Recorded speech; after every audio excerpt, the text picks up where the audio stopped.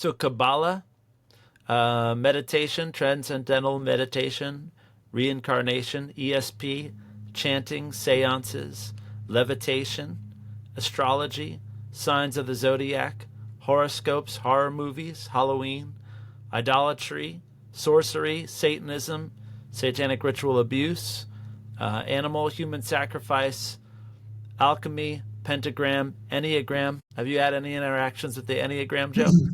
I did. There were people in our church that were really involved with the Enneagram and getting really into it. And then they all of a sudden looked at the history behind the Enneagram, and we were like, break that off quickly. And so, yeah, there were some people in our church that were getting involved in it. And I innocently, I had no idea. I was like, oh, man, it's one of those silly little quiz things, whatever. Yep.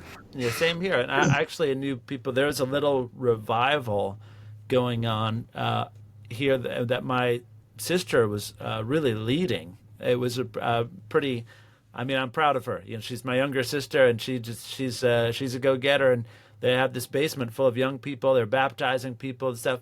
At some point, the Enneagram became huge in that circle, and you know, I didn't think anything about it. I wasn't doing deliverance ministry at the time. People brought it up. I just wasn't that interested.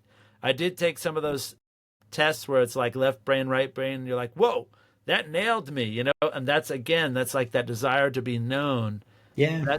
But the trade-off is this system knows me, and if I give myself to it, it will inform me on what to do and who I am. And Yeah. that's the real dangerous thing, is that it's stealing your identity. It's also putting you in a box. So if you're a number 8, you know, I don't know how they go, but I know people are like, oh, 8s should never date 2s or whatever it Right. is, you know.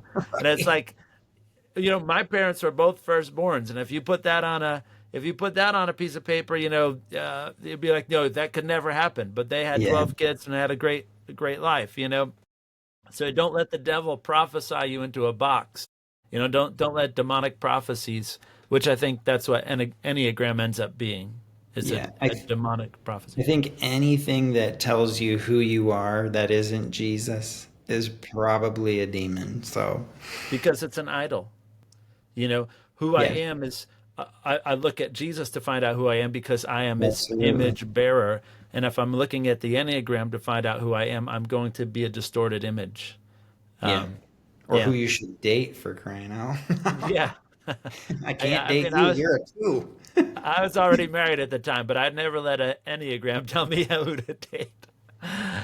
Uh, so yeah, hexagram, imaginary friends, and there's a one some people might stumble over. But imaginary friends would be like, you know, you're very lonely, only child. I never had imaginary friends because I had 11 siblings. I didn't have time for imaginary friends. But some people sadly live, they grow up alone, and then their parents are divorced, and they end up like befriending an imaginary friend. And Satan doesn't care if it's fair. He doesn't care if it's nice. All he sees is a vulnerable child and an opportunity, and he will use that vulnerability to present himself as that imaginary friend. So sometimes people have befriended demons uh, Yeah, because they were so absolutely. lonely. Yeah.